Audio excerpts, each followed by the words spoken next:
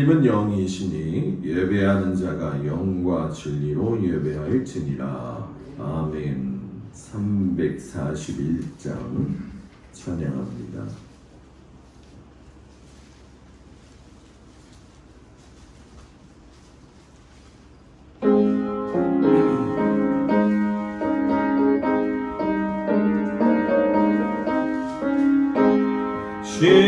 십자가를 내가 지고 주를 따라갑니다. 이제부터 예수로 나의 법에 삼겠네. 세상에서 끈이 영아 모두 잃어버려도 주의 평안 내가 받고 영생 복을 받겠네. 주도 곤욕 당했으니 나도 곤욕 당하리. 세상 사람 만사나 예수 진실합니다. 예수 나를 사랑하사 빛난 얼굴 보이면 원수들이 미워해도 염려할 것 없겠네. 내가 핍박 당할 때에 주의 품에 안기고 세상 고쳐 당할수록 많은 위로 받겠네. 주가 주신 기쁨에 기뻐할 것 무엇냐. 주가 나를 사랑하니 기뻐할 것뿐이세.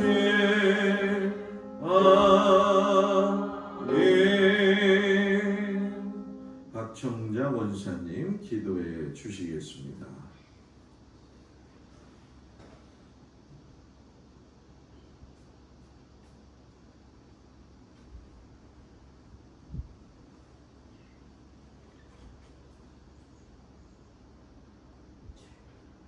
사랑과 은혜가 풍성하신 아버지 하나님 감사하고 감사합니다. 아멘. 오늘도 아버지 저희들에게 많은 은혜를 받게 도와주시고 또 하나님 앞에 늘 영광 돌리며 저희들 삶의 터전에서도 항상 기쁨으로 저희들 한 걸음 한 걸음 달려가게 하여 주심을 진심으로 감사를 드립니다. 하나님 뜻 가운데서 살려고 몸부림치는 특별히 우리 동막교회를 사랑해 주시고 인도해 주셔서 하나님 우리의 모든 것을 지켜보아야 주심을 감사를 드립니다. 또한 아버지 코로나로 인해서 아버지 세계적으로 나갈 수도 없는 가운데 있지만 하나님 우리 동막교회 아버지 하나님 정말 하나님 도와주시고 붙들어 주심을 또한 감사를 드립니다. 오늘도 아버지 하나님 또한 귀한 말씀을 또 목사님을 통해서 아버지 너희들이 아버지 은혜 받게 하여 주시옵시고 또 이 시간에 하나님 앞에 또 영광 돌리게 해 주심을 진심으로 감사를 드립니다. 하나님의 뜻대로 살기를 원하며 달려가고 있습니다. 저희들 아버지 허물 많고 죄 많은 저희들을 긍휼과 자비를 베풀어 주셔서 항상 저희들을 나의 모든 것을 쳐서 걱정할 수 있는 우리가 되게 도와주시옵시고 특별히 우리 목사님을 또 아버지 이곳에 보내주실 때 뜻이 계시고 섭리가 계셔서 하나님 보내주신 줄로 믿습니다. 또한 아버지 우리 목사님 어디든지 아버지 서시는 곳곳마다 아버지 하나님 영상을 펼치게 도와주시옵시고 누구든지 이름나고 소문나서 동막교회 목사님 아버지 하나님 칭호를 받을 수 있는 놀라운 기적의 역사가 이것저것에서 일어나게 도와주시옵소서. 우리 동막교회를 부러워하는 아버지 우리 많은 성도님들도 많습니다. 하나님 더욱더 하나님 긍휼과 자비를 베풀어 주시옵소서. 다만 우리 목사님도 아버지 원하는 것은 아버지 첫째로 건강을 허락하여 주시옵시고 항상 주님의 손으로 아버지 안수하여 주시던 날마다 우리 목사님의 아버지 하나님 모든 하나하나를 형통하게 도와주시옵소서. 또한 아버지 동학교회 아버지 이모점으로 붙들어 주심을 감사를 드리고 또한 아직까지도 아버지 하나님 미묘한 아버지 하나님 이 하나 기간들이 많사오니 하나님 어서서기 하나하나가 다 세워지게 도와주시옵시고 이제 이 어려움과 모든 것도 아버지 하나님 하나를 통과하고 있사오니 하나님 역사하여 주기를 간절히 기도하고 원합니다. 아버지 이 시간에도 간절히 기도하고 원하기는 아버지 이것을 지키며 날마다 기도하는 우리 장로님서부터 아버지 평년도 이르기까지 하나님 더 보호하여 주시옵시고 우리가 아버지 하나님 온전히 기도하지 못하는 저희들까지라도 붙들어 주시고 인도하여 주셔서 한량없는 은혜로 허락하여 주시옵소서. 아버지 이 시간에도 간절히 기도하고 원합니다. 아버지 수고하는 손길도 하나님 보살펴 주시옵시고 또한 아버지 저희들이 정말 은혜 받고 충만해서 이 말씀과 모든 것을 아버지 다른 아버지 심령들에게 전할 수 있는 저희들에게 더욱더 아버지 믿음을 허락하여 주시옵시고 저희들 성령 받고 성령으로 역사하여 주기를 간절히 기도하고 원합니다. 아버지 이 시간에도 또한 새로운 말씀을 원하고 있사오니 하나님 새로운 말씀으로 저희들 하나하나가 깨우쳐지게 도와주시옵시고 그때마다 깨달을 수 있는 우리가 되게 도와주기를 간절히 기도하고 원합니다.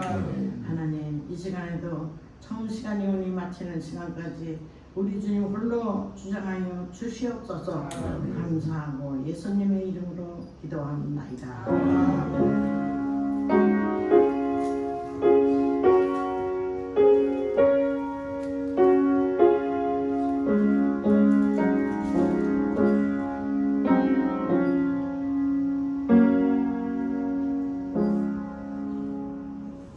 하나님 말씀은 민수기 1장 47절에서 54절까지 말씀.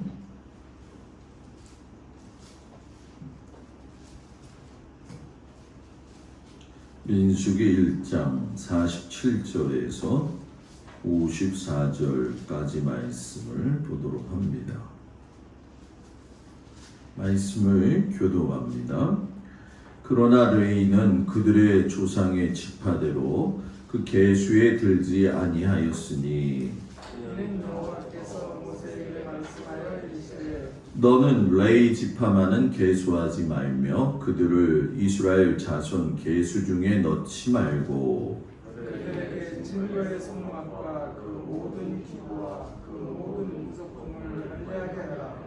그들은 그 성막과 그 모든 기구를 운반하며 거기서 봉사하며 성막 주위에 진을 칠지며 성막을 운반할 때에는 레인이 그것을 걷고 성막을 세울 때에는 레인이 그것을 세울 것이요 레인이 가까이 오면 죽일지며 이스라엘 자손은 학살을 치되 그 진영별로 각각 그 진영과 이에 칠 것이나 레인은 증거의 성막 사방에 진을 쳐서 이스라엘 자손의 회중에게 진노가 임하지 않게 할 것이라. 레위는 증거의 성막에 대한 책임을 지킬지니라 하셨습니다. 이스라엘 자손이 그대로 행하되 여호와께서 모세에게 명령하신 대로 행하였더라. 아멘. 기도합니다. 하나님께서 내게 맡겨주신 그 인생 가운데 하나님과 함께하며 나아갈 수 있는 은혜를 주시되 부담을 줄 때에 거룩한 부담으로 받아들이게 하시고 아름다운 책임으로 하나님 부담감을 기쁨으로 승화시킬 수 있는 믿음 주시옵소서. 예수님 이름으로 기도합니다. 아멘. 할렐루야. 오늘 저녁에도 주님 앞에 찾아 나온 성도들 주의 이름으로 축복을 드립니다. 날씨가 낮에는 또 무덥더라고요. 그죠? 날씨가 오락가락해요. 그래서 몸이 견디기가 조금 좀 어려울 수도 있을 것 같아요. 감기 걸리지 않기를 축복합니다. 오늘 저녁에는 레위 이야기를 좀 하면서 부담은 아름다운 책임입니다. 이 부분에 대해서 같이 좀 은혜를 나누겠습니다. 이철환 작가가 쓴 연탄길이라고 하는 책이 있어요. 3편 해서 이렇게 쭉 나오고 있는데 2편의 실린 글에 보게 되면 아빠는 우리 가정의 지붕이라는 글이 있습니다.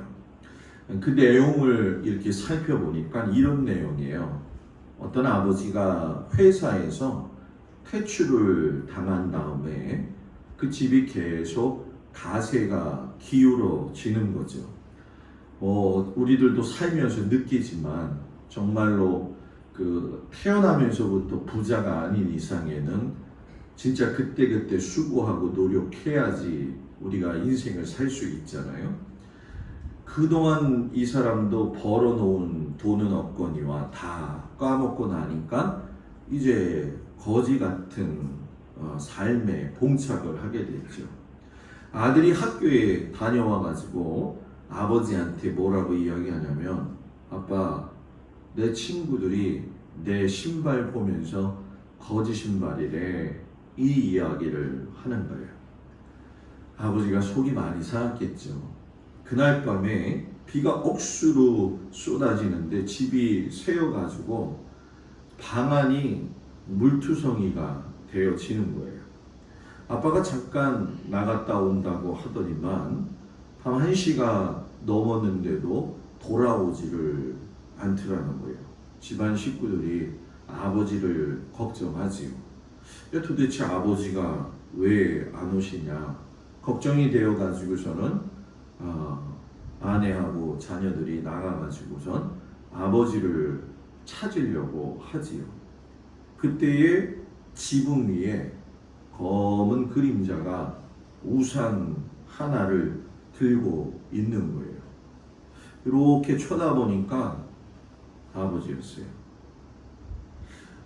아들 자녀들이 놀라면서 아빠를 부르려고 하니까 그 엄마가 뭐라고 이야기하냐면, 부르지 말아라. 아빠가 가장으로서 자기가 책임을 못 다하니까 저렇게 해서라도 책임을 지려고 하는데 그 마음을 꺾지 말아라. 아빠의 보람일 텐데 망가뜨리지 말아라. 아빠는 우리 가정에 우산 노릇을 하려고 하고 있다. 이렇게 아내가 이야기를 해요. 가슴 뭉클하죠? 이런 얘기를 듣고 뭉클하지 않으면 사람이 아니에요. 강심장이에요. 연속극은 보면서 많이 울잖아요. 그죠? 부담이 책임이라는 거죠. 부담을 느끼는 사람이 책임을 지고 또 이 책임은 아름다운 책임이 되어진다는 거예요. 오늘 성경에 보니까 하나님이 레위 사람들을 갖다가 이야기하시는데, 뭐 성경에는 레위 사람이 계수되지 않았고 성막이를 돕고 나름대로 좀 특출한 지파가 아니냐 해서 부러워하는 사람들도 있어요. 그런데 실상 레위인들의 입장에 서서 생각하게 되면 그들은 많은 부담을 느끼고 있었고 많은 책임을 지고 있었던 거죠. 특별히 오늘 말씀을 보게 되면 레위는 증거막 사면에 진을 쳐가지고 이스라엘 회중에게 진노가 임하지 않게 할 것이라. 증거막에 대한 책임을 지킬지니라. 증거막이 여러분 뭐죠? 성막이죠. 성막을 짓고 동서남북에 각 세 지파씩 해가지고 4개의 진을 하게 되면 12지파가 되어지는데, 레위 지파는 계수되지 않아가지고 각 지파의 그 앞에다가 여러분 세 지파, 세 아들이 그 자손들이 성막을 지켰어요. 첫 번째 아들이 게르솜이라고 하는 아들이고, 둘째 아들이 고핫이라고 하는 아들이고, 셋째 아들이 무랄이라고 하는 아들이에요. 첫째 아들이 누구라고요? 아니 목사님 내 아들도 아닌데 뭘 배워요? 지금 그 얼굴로 저를 쳐다보고 있어요. 내 아들도 아닌데 목사님 그걸 물어봐요. 근데 이 레이지파 이름은 좀 알면 좋아요. 왜냐하면 민수기를 쭉 읽다 보면 이 세 아들이 가지고 있는 직임과 책임이 달라요. 게르손 같은 경우에는 성막의 서편에서 진을 치고 살았고, 고앗 자손 같은 경우에는 남쪽에서, 그리고 무라리 같은 경우에는 북쪽에 진을 쳐가지고 성막을 옮길 때에는 각 세 아들이 가지고 있는 믿음의 하나님이 주신 분량대로 거두어 들여 가지고선 나르게 되어져 있지요. 뭐 이유 불문하고 이 세 아들을 보면서 느끼는 건 그들이 많은 부담을 느끼고 있었지만 그 부담은 아름다운 부담이었다.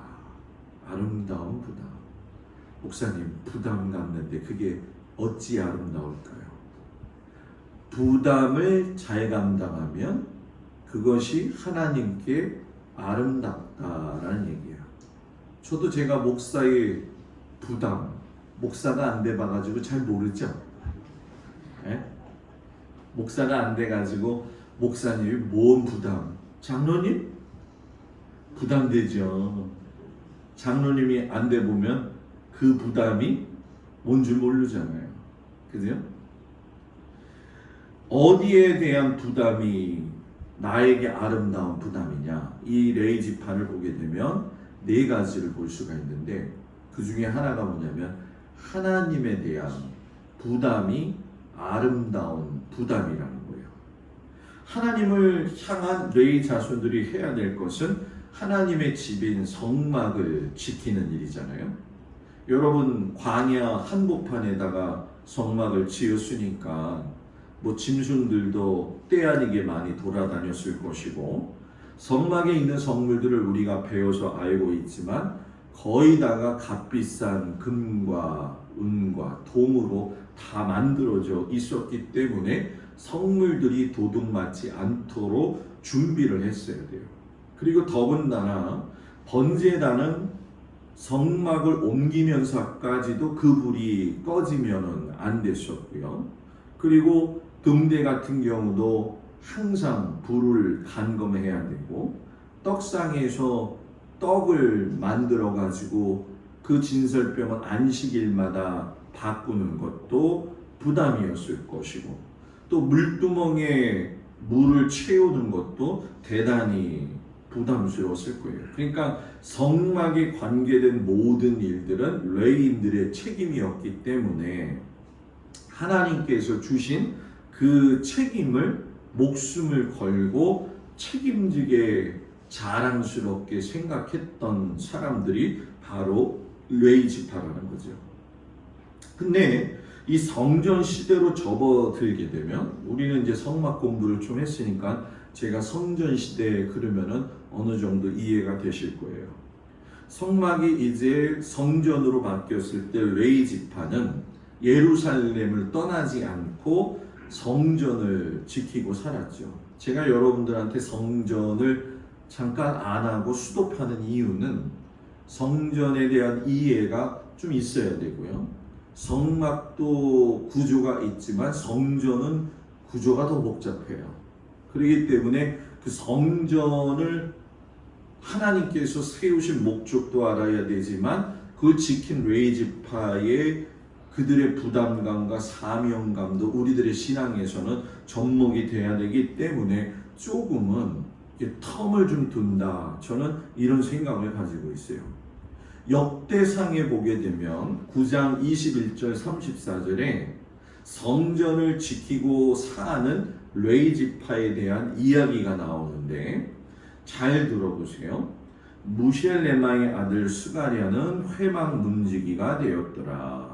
택함을 입어 문지기 된 자가 모두 212이니 자손이 그 반열을 쫓아 여호와의 전 곧 성막문을 지켰는데 문지기가 동서남북 사방에 섰고 문지기에 두목된 레위 사람 넷이 기묘한 직분을 맡아 하나님의 전 모든 방과 곳간을 지켰으며 성전에 하나님의 방 곳간이 많았다는 거예요. 다르게 아마 여러분들이 보면 성경에서 말한 게 이거구나 하는 거를 아마 알게 될 거예요.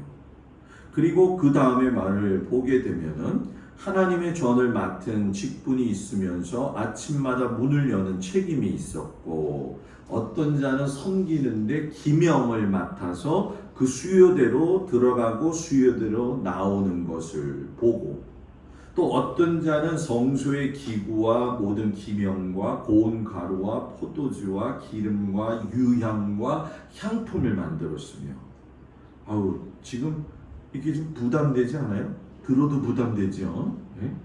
문지기 해야 되죠. 동서남북 지켜야 되죠. 성소 지켜야 되죠. 제사장이 할 적에 고운 가루, 우리는 뭐라고 이야기할지 모르겠지만 포도주, 기름, 향품 다 일일이 준비를 하는 거예요. 일일이.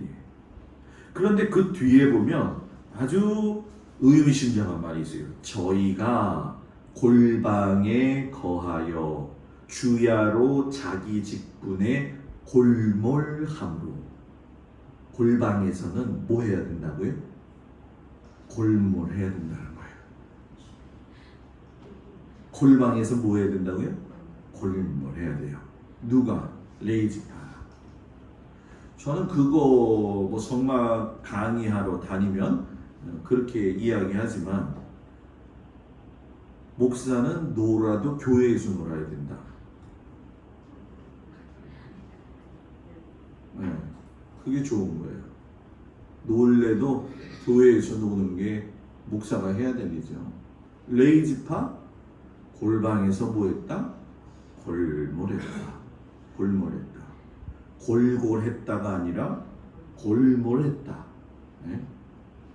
얼마나 하나님의 일을 하는데 골몰했는지 자기 일의 1인자 된 기록들이 이스라엘 문헌에, 성경이 아니라 이스라엘 문헌에 수없이 찾을 수가 있는데, 율법을 베끼는 사람 중에 어떤 사람은 5 손가락 사이에 4개의 펜을 끼고, 놀라지도 않네요. 5 손가락 사이에 4개의 펜을 끼고 동시에 글을 쓸 수 있는 능력 있는 사람도 있었다. 뭐 해가지고? 골몰해가지고. 골몰해가지고. 어떤 찬양을 맡은 레위는 10개의 구멍이 뚫어진 피리를 입에 물고 동시에 10구멍 소리를 내었다. 떡상 위에 떡을 놓았던 레위 사람 중에 가르모라고 하는 사람은 얼마나 떡을 정성스럽게 골몰하면서 만들었는지 일주일 내내 떡이 식지를 않았다. 너무 놀래서 안 놀래니까 제가 더 놀라는데, 일주일 동안 떡이 식지를 않고 파리도 앉지를 않고 콩알만하게 나누어 먹어도 배가 불렀다. 얼마나 골몰했는지. 분향단에 향을 만드는 아브티누스라고 하는 사람은 향을 얼마나 골몰하게 발명을 했는지, 향을 피우면 바람이 아무리 불어도 곧장 하늘로 그대로 피어 올랐다. 누구에 대한 책임? 이 전은 하나님의 전. 나는 누구의 사람? 하나님의 사람. 저와 여러분은 하나님의 사람으로서 하나님에 대한 책임을 가지고 있는 사람이죠. 그래서 교회에 대한 믿음의 사람은 부담이 아름다워지도록 사명을 감당해야겠죠. 그 중에 하나가 뭐냐? 예배가 부담이지만 예배는 아름다운 책임이다. 저희 교회 대예배 이제 1, 2부 나누어서 계속 드리고 있는데, 제 기도 제목이 50명 넘어서 60명 되는 거거든요. 아멘이 안 나오니까 저 여기 맨 처음에 왔을 때 32명이었어요. 32명. 오늘 예배 본 인원 46명. 제가 예배 보면서 뚫어지게 쳐다보면서 세그들. 오늘은 누가 빠졌나. 머릿속에 다 기억을 하고 있어요. 김희진 권사님이 제무 이름 저한테 해서 보내주거든요. 제가 직접 부르잖아요. 누가 잘못됐는지 제가 알아요. 그래서 김희진 권사님한테 제가 전화해서 이거는 이거 같은데요 권사님. 그러면 권사님 깜짝 놀라요. 목사님 그걸 어떻게 해요? 내 새끼는요 내가 뚫어지게 쳐다봐요. 네. 부담스러운 자리지만 저의 부담스러움이 아름다운 건 하나님과 성도들을 생각하기 때문에 그런 거죠. 여러분들도 마찬가지 아니겠어요? 하나님에 대한 그 부담. 제가 요즘 여러분들한테 예배를 자꾸 강조하는 것 중에 한 가지는 뭐냐면 성도의 축복의 통로는 예배를 통해서 다 흘러나와요. 기도 많이 하는 거, 말씀 듣는 거, 찬송 듣는 거 어느 것 하나에 편중되지 아니하고 예배에 집중하는 거. 아무리 코로나가 있고 세대가 바뀐다 하더라도 하나님은 예배를 하나님 앞에 드리는 자를 가만히 두고 보고 계시지는 않는다는 거죠. 그래서 제가 여러분들한테 축복하고 싶은데 예배는 거룩한 부담감이다. 그러나 아름다운 뭐예요? 책임이다. 아멘. 두 번째, 레이지파 사람들의 부담, 사람들에 대한 부담이에요. 사람마다 하나님에 대한 그 책임이 있고 사람들에 대한 책임이 있는데 레인들은 하나님을 향한 책임도 막중했지만 사람들에 대한 책임도 만만치 않았어요. 오늘 성경에 보면 레위인은 증거막 사면에 진을 쳐서 이스라엘 자손의 회중에게 진노가 임하지 않게 하라. 진노가 임하지 않게 하라. 누구한테? 이스라엘 백성들한테. 이스라엘 백성들이 하나님의 진노에 임하지 않기 위해서는 레위인이 깨어 있어야 되죠. 그것이 파수꾼이라고 하는 깊은 뜻이죠. 이거를 여호와의 증인은 잘못 얘기해가지고 자기들이 파수꾼 얘기하잖아요. 그죠? 이스라엘이 가게 되면 사해에서 수용을 하게 되어져 있어요. 보통 바다보다도 영도가 너무 높아가지고 거기에 가면은 수용을 하는 게 아니라 그냥 가만히 앉아 있으면 그냥 떠 있어. 거기서 수용하는 사람은 우리나라 사람밖에 없어요. 성격이 급해가지고 들어가면 동해안 바닷가에 있는 줄 알고 하는데 위험한 것 중에 하나, 사해 바닷물은 너무나도 짜서 눈에 들어가면 큰일 나거든요. 요 사해 바다 숨을 이제 수용을 할 적에 망대가 서 있습니다. 그러면서 호루라기를 불러요. 왜 부르느냐 하면 너무 오래, 예를 들어서 10분 이상 사해 물에 들어가 있으면 몸이 쫄아들어요. 그 뭐죠? 그 장아찌 담그는 것처럼 사람이 장아찌 직전이 돼 가지고 나와요. 목욕탕에 가면은 이 손이 쪼그라들잖아요, 그죠? 그런데 거기는 사람이 장아찌가 돼 가지고 나와. 그러니까 호루라기 불면서 가르쳐 주는 거예요. 그만하면 됐으니까 나와요. 그리고 막 바닥바닥 치면은 삑 하고 불러요. 큰일 나요. 그 사해 물은 너무 짜니까 배도 일반 배보다 3배 이상의 무게를 더 만들어서 놓아야지 붕 떠요. 그 정도로. 우리 한국 사람들은 너무 좋아해가지고요. 여기가 머드팩이에요. 그래갖고 들어가서 안 나와. 얼마나 이걸 새카맣게 칠해놓고서 이렇게 하고 나오는지 나중에 다 끝나고 나가면 손이고 발이고 뭐 얼굴이고 쪼그라들어가지고 오이 그 장아찌 나갔을 때 쩔었던 그 모습 그걸로 그렇게 나와요. 그러면서 좋다고 그러죠. 왜 망대를 세워서 굳이 그렇게 했느냐? 더 이상 하면 몸에 해롭기 때문에. 레위인들은 이스라엘 백성들의 생명을 지켜주는 책임을 가지고 있어요. 이건 무슨 얘기냐 하면 하나님의 울타리 안에서 벗어나는 걸 지키고 있는 사람들. 그래서 레위인들은 이런 얘기를 하죠. 안식일을 지키세요. 안식일 안 지키면 하나님이 기뻐하시지 않아요. 하나님 앞에 예물 11조 잘 드리세요. 하나님이 기뻐하시지 않아요. 하나님의 이름을 망령타게 하면 하나님의 저주가 임해요. 매일 나팔 부는 게 뭐냐면 하나님하고 관계된 거. 레위인들의 입속에서는 이것이 저주 같지만 저주가 아니라 돌아오게 하는 방법이죠. 그런데 축복의 언어라는 거예요. 여러분, 우리가 영적인 레위인이잖아요. 그죠? 우리는 나 혼자만 신앙생활 잘하면 안 돼요. 나 혼자 신앙생활 잘하면 하나님 나라가 있을 때 아유 너 신앙생활 잘했다 내가 너한테 상급 줄게 하고서 하나님이 주시긴 하겠지. 그러나 중요한 건 뭐냐면 관계에 대한 건 우리가 뛰어넘고 가야 될 정말 어려운 숙제지만 해야 된다는 거예요.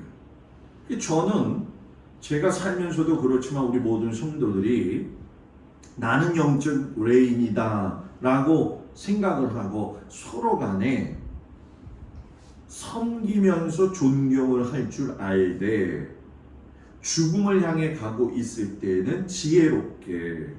그래서 언어가 생명이잖아요. 언어가 생명인데 항상 우리가 남을 이야기할 적에 그것 봐 기도 안 해서 그런 거야.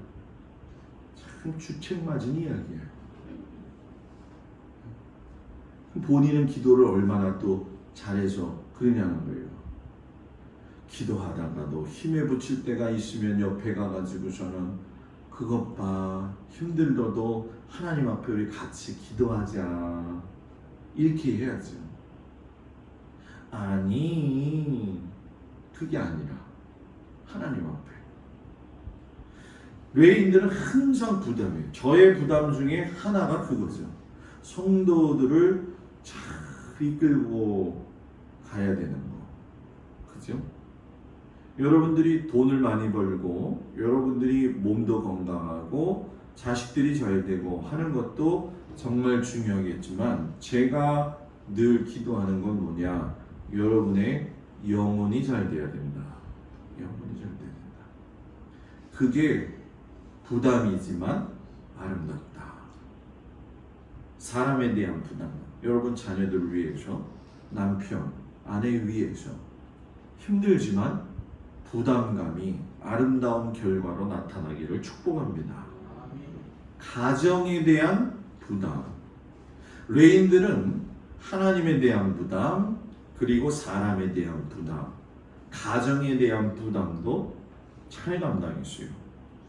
레위인들이 여러분 무조건 가가지고 하나님의 일하는 게 아니라 레위인 수에 24반차라고 해가지고 24개로 바꾸어서 일주일에 1000명씩 들어가서 교대하면서 일을 했어요. 그래서 1년에 4절기, 6월절, 7절, 대속제일, 초막절에는 모두 다 같이 들어가서 하나님의 일을 합니다. 그런데 1년에 6주 동안 24반차로 나니까 6주 일을 하고요.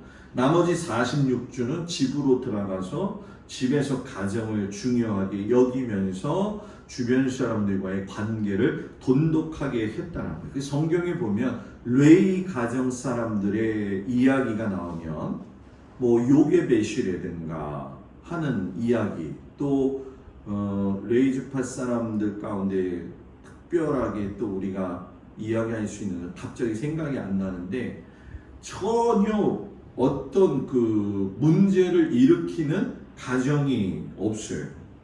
가정에 대한 책임. 그 치유 사역을 잘하고 계시는 정태기 목사님이시죠. 그분이 인상 깊은 이야기를 한번 하신 적이 있는데 서울 삼양동에 현대 건설 소장을 맡고 있는 장로님이 계셨는데 공사 일로 현장에 나가면은 몇 년이 걸리기도 하고 짧게는 몇 개월이 걸리는 그런 일을 감독하는 장로님이 계셨다는 거예요. 어느 날 부산의 현장을 가게 되었는데 2년 정도 걸리는 공사인데 한 번 나가면 보통 6개월에 한 번씩 집에 찾아오더라는 거예요. 하도 오지 않으니까 아내가 자기 딸을 중학교 2학년 된 딸을 아버지한테 보내면서 옷도 보내고 필요한 것도 보냈죠. 딸이 아빠를 보고 싶은 그 마음에 막 부산 집으로 찾아갔는데 깜짝 놀라려고 들어갔는데 깜짝 놀래버렸어요. 왜냐하면 아버지가 어떤 젊은 여자하고 같이 밥상을 차려놓고선 희낙낙 거리면서 웃는 모습을 보고 딸이 놀란 거예요. 아버지가 딸을 그날 저녁에 데리고 호텔로 가가지고서는 아무 말 없이 하룻밤을 지내고 딸을 서울로 보내면서 딸한테 그런 얘기를 했어요. 내일 아빠가 서울집으로 간다. 무슨 얘기예요? 이제는 다 끝이다. 왜? 자식한테 좋지 않은 모습 보여줬고 좀 그런 거죠. 그러니까 다음날 서울로 풀이 죽어서 가는데 야, 이거 어떻게 딸을 대하고 어떻게 아내를 대할까 걱정이 태산 같은데 집으로 들어갔는데 웬걸 아내가 반갑게 맞이하면서 여보 딸이 부산 갔다 와서 이야기하는데 당신이 그렇게 혼자 사느냐고 고생이 많다며 미안해 여보 그러더라는 거예요. 목사님 그런 게 어디 있어요. 엄마한테 일러가지고 그냥 난장판이 돼야 되는 게 정상 아니에요? 그 일이 있고 나서 딸이 시집을 가게 되어지는데 정태기 목사님이 주례를 쓰면서 축하를 해줬죠. 그때 이 아버지 장로님이 그 정태기 목사님한테 와서 고백을 하는 거예요. 목사님 나는 딸보다도 더 못한 놈입니다. 저 딸은요 내 딸이자 내 스승이고 내 애인이고 나를 변화시킨 사람입니다 하면서 그 딸을 결혼시키면서 보내는 그 와중에 펑펑 울더라는 거죠. 장로님의 이런 이야기를 들으면서 느낀 것 중에 한 가지가 뭐냐, 이 집 딸이 영특했다 그런 관점이 아니라 돌아섰다라고 하는 거죠. 돌아섰다. 어저께 우연히 그 옛날 스타 이야기가 나오더라고. 옛날 스타 이야기가 김일아 씨 이야기가 나오더라고. 김일아 씨 알죠? 김일아 씨 생기긴 잘생겼어요. 돈을 너무 잘 벌었고 미국 가서 사업하다가 망하기 전에 여자를 또 뒀잖아요. 그래가지고선 그 아내하고 헤어졌다가 중풍병이 걸려가지고서는 그 본처가 다시 이제 김일아 씨를 지금 이렇게 치료하면서 있는 거예요. 근데 그 여자가 어제 그런 말을 하더라고요. 내 남편인데 내가 거둬야겠지요. 이러는 거예요. 그런데 김일아 씨는 밥 먹으면서도 속 모르는 소리를 하고 앉아있더라고. 내가 가정적이어서 가정이 많아. 속 터지는 소리지. 아내가 보고 있다가 아무 말 못하고 그냥 화가 났는데 씩씩거리고 앉아있더라고. 가정 지키는 거 어렵죠.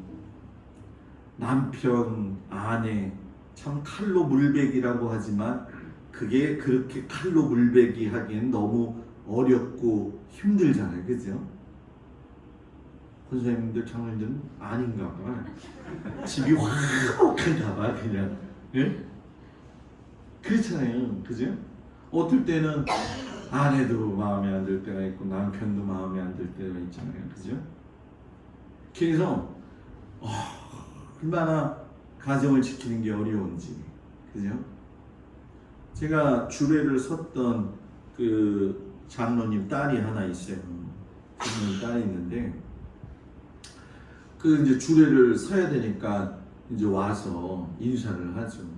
근데 그 여자 신부되는 그 친구가 참 똑똑하면서 또 나름대로 자기는 똑똑하다고 생각을 하는 거예요. 그래서 예수 안 믿는 남편을 데리고 온다는 거예요. 그래서 데리고 왔더라고요. 그래서 제가 그랬죠. 예수 안 믿는 남편 참 힘든데. 목사님, 남편은요 여자하기 나름이에요. 예수를 믿은 다음에도 여자하기 나름이지. 와가지고 인사를 하는데 목사님, 제가 결혼하면 교회 열심히 나올 겁니다. 찬양대도 할 겁니다. 그러더라고요. 그래, 속으로 그랬어요. 좀 두고 보자. 한 6개월 지났나? 뭐 장로님 내가 근심이 있는 거예요. 근심이. 그래, 그 아이를 불렀어요. 무슨 일 있냐 했더니 이 남자 아이가 술을 먹으면 집에 안 들어와. 술을 먹으면 너무 먹어가지고. 근데 그 여자 아이의 사촌 남동생이 저쪽 오류동인가요? 그쪽에 그 형무소 지키고 있는 교도관이에요. 이혼을 했죠. 목사님, 나 이혼할래요. 그래서 남자가 책임 못 지었으면 그래, 그런 법도 있지. 그 교도관 되는 그 동생이 그 아이의 남편을 거기서 만난 거야. 헤어지고 나가지고 술 먹고 차 몰고 다니다가 여기저기 다 들이받고 붙잡혀드는 거야. 가정 지키는 거 어렵죠, 그죠?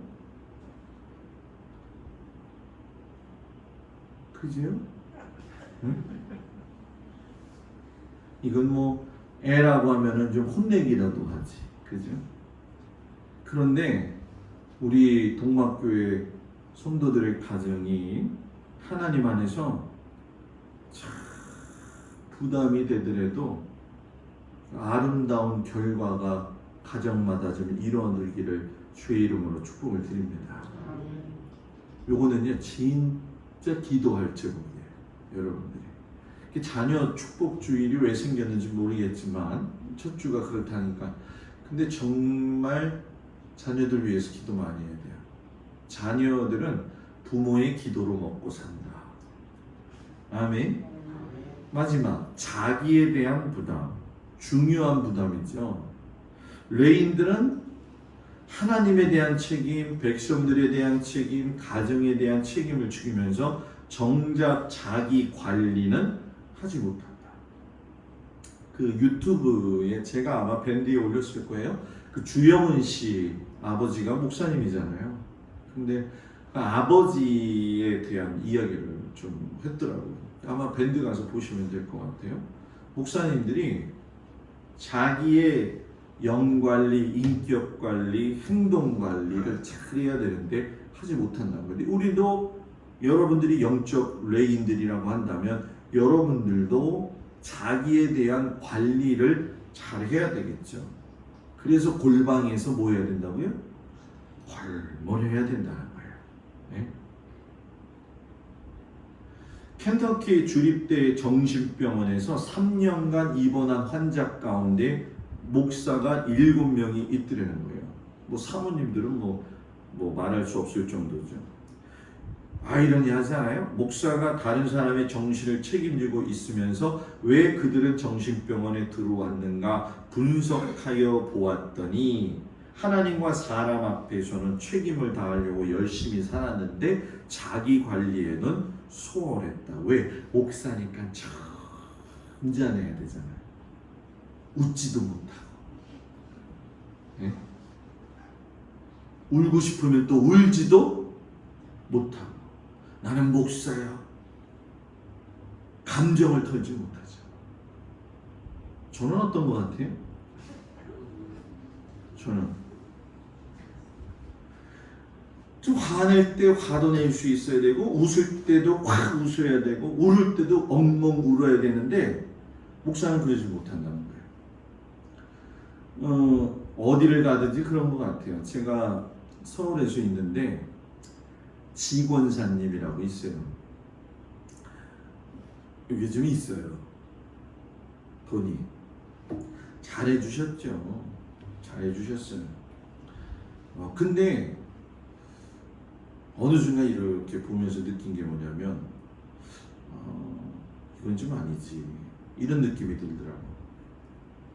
목사님 내가 티켓을 좀 얻었어요 그러더라고요. 그래서 무슨 티켓이요? 그랬더니 저 코엑스에서 8090인가 90 뭔가 해가지고서 노래 뮤지컬이 있다는 거예요. 그래서 목사님 가서 정신도 좀 이렇게 좀 활짝 웃고 그렇게 위해서 같이 가요 그러더라고요. 그래서 집사람이랑 해가지고 갔죠 다. 근데 제가 학교 다닐 때 노래 좀 했거든. 믿지를 않네. 제가 노래를 했어요. 제 꿈이 뭐였냐고 집사람이 물더라고요. 그래서 제 꿈이 뭐였을 것 같아요? 가수 아니면 개그맨이었거든. 지금 놀라지도 않네. 가수 아니면 개그맨이었어요. 제가 이렇게 노래를 부르면 김현식의 비처럼 음악처럼 또 박정훈의 오늘 같은 밤이면 이런 노래를 잘 불렀거든요. 그런데 그런 노래들이 쫙 나오는 거예요. 근데 야 좋더라고요. 그래서 거기에 취해가지고 얘가 가끔씩 이럴 때가 있어요. 그때 그게 취해가지고 제가 옛날 생각이 나니까 너무 좋아가지고 이랬네. 그 다음 주 교회 갔더니 소문 났어요. 목사님이 세상적이야. 그 다음부터 무서워서 어디 가자 그러면 안 가. 나는 노래도 못 부르나? 나는 뭐 박수도 못 치나? 예? 그 다음 주에 소문이 쫙 난 거예요. 목사님이 영스럽지가 못한데. 그래서 제가 진짜 고민했다니까. 내가 세속적인 사람인가? 그러면서 제가 그때 이제 저도 이제 목회하면서 많은 성도들을 만났잖아요. 그러면서 제 마음속에 그런 것들이 하나씩 상처가 쌓이다 보니까 세상에서 제일 무서운 게 장로님. 세상에서 제일 무서운 게 장로님. 그리고 기도하는 권사님. 기도만 하면 무서워. 난. 네? 은혜 받았던 거 굉장히 좋잖아요. 그죠? 그래서 이게 제가 느끼는 거예요. 현실적으로.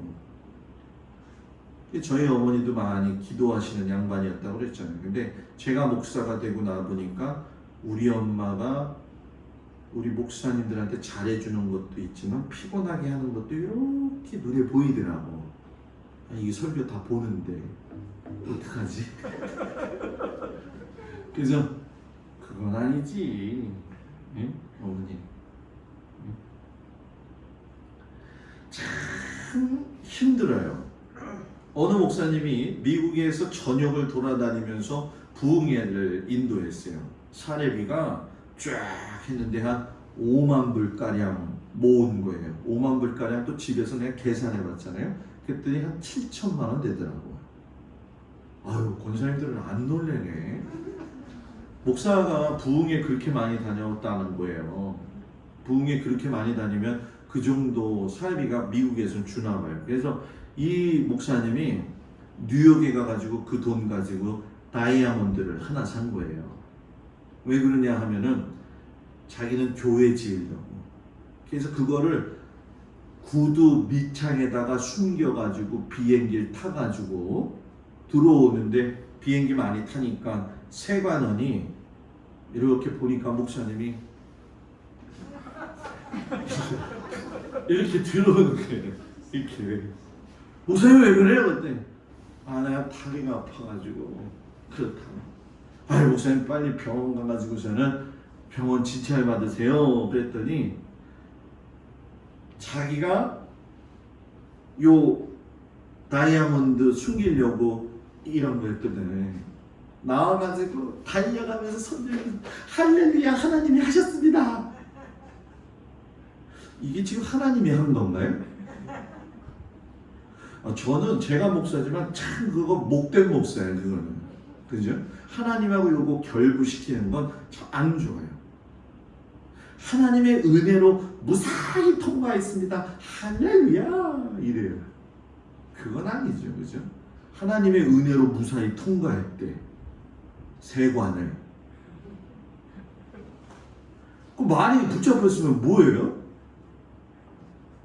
왜 제가 이런 얘기를 하냐면 저도 그렇고 우리가 예수를 믿으면서 늘 생각해야 될 것 중에 한 가지가 뭐냐면 연극은 다른 사람 앞에서 잘할 수 있다. 그러나 하나님은 연극을 보면서 속지는 아니하시는 분이다.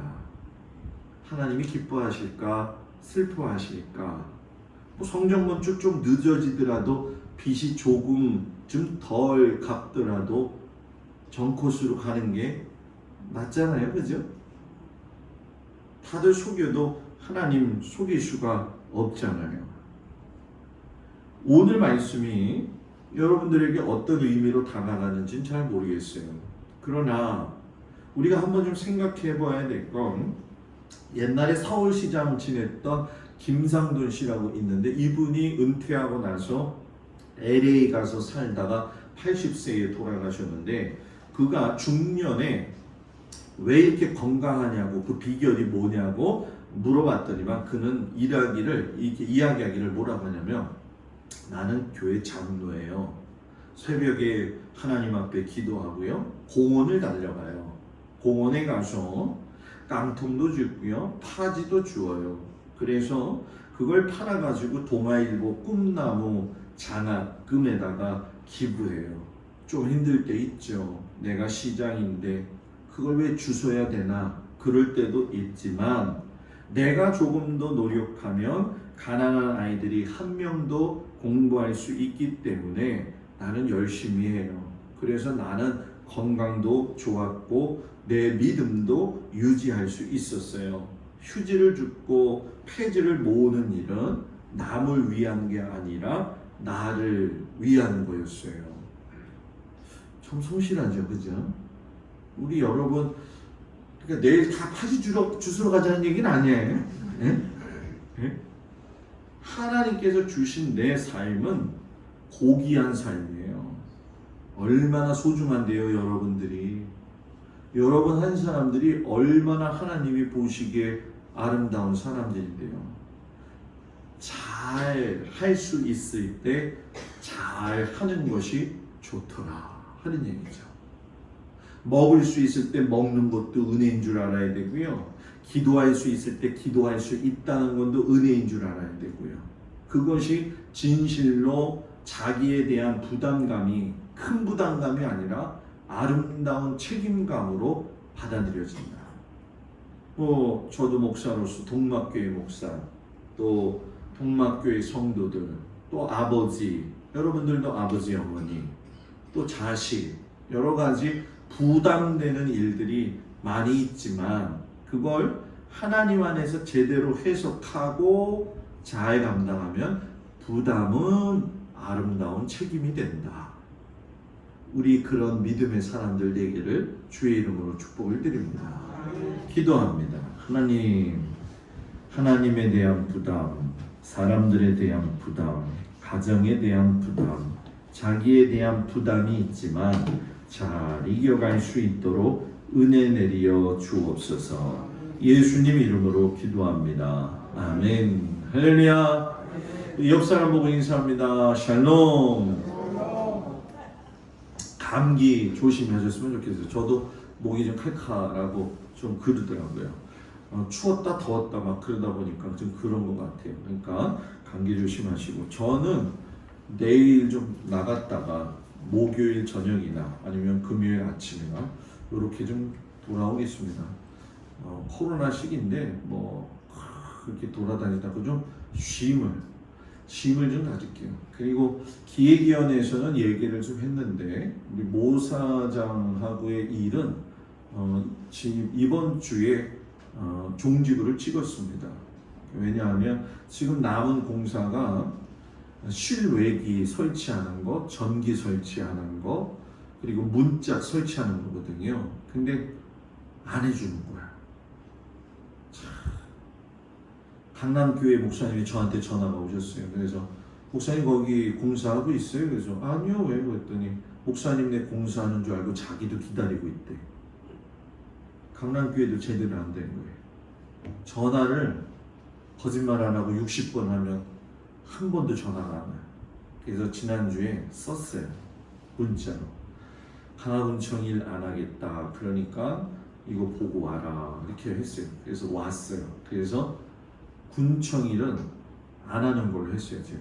그리고 우리 교회 공사를 다 마무리해야 되는데 우리가 300만 원 정도 잔금 있는 거 줄 수가 없다.